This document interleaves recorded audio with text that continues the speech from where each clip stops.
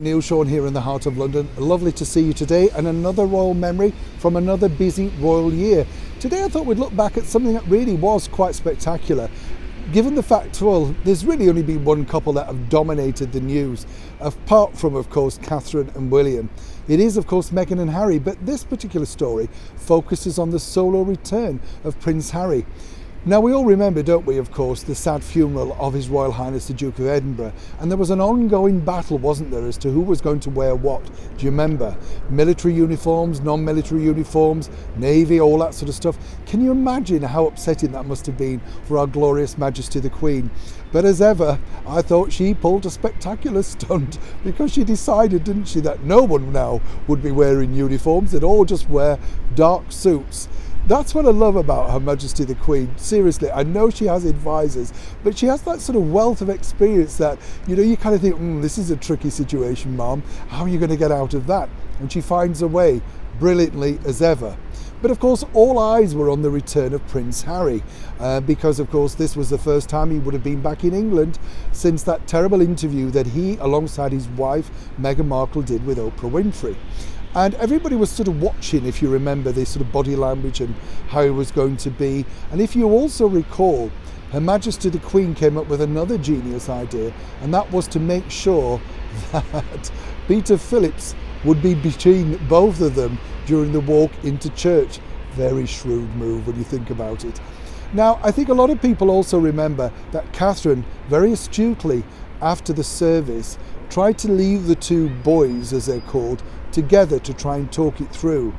It would come as no surprise now for anybody to recall that there was no way that Prince William was in the mood for that particular chat, certainly on that particular day. He absolutely adored the Duke of Edinburgh and really didn't want to get into any family squabbles, the sort of thing. But when you do look at that memory, you do sort of think to yourself, goodness, what did Harry and Meghan truly start? It all started off so well, didn't it? At the beginning of the year, we were told they were going to go away and start a brand new life, the usual stuff, And no one, absolutely no one at that point, let me tell you, knew anything about this particular bombshell interview. Now, a lot of people say, it's one of those things that will go down in royal history. Well, I disagree, really. If you look at the internet, there's lots of it missing now, because I think people realise that there were so many, shall we say, myth-truths in that interview. Let's not forget, of course, the private wedding. I think the thing that really upset a lot of people over here in the United Kingdom was Meghan Markle's dismissive remark about the wedding being the spectacle. We certainly didn't see it like that.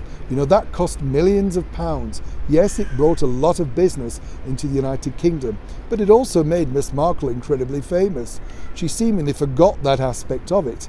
And let's not also forget that graciously His Royal Highness Prince Charles did walk Meghan down the aisle at least halfway, and was more than courteous and friendly to her mother, Doria, who sat alone.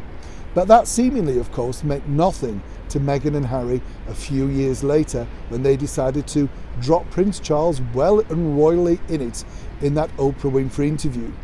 So moving forward, where are we at with it now? Well, people still talk about it for all the wrong reasons, and they've yet to address all of those myth-truths, including the fact that he was cut off and then shown not to be true at all. There were so many problems. You do kind of wonder what possessed them, other than the money. As ever, it's just a royal memory I'm sharing with you. Let me know your thoughts on what you remember about those two particular incidents. Do you recall them and think, well, where do you feel you're at now with them? Do you think they made a huge mistake with the interview? And of course, our gracious Majesty the Queen, like me, do you really think she played a blinder on that day, dealing with, of course, unruly family members? Let me know as ever what you think below. I'll see you soon. Neil Sean in the heart of London.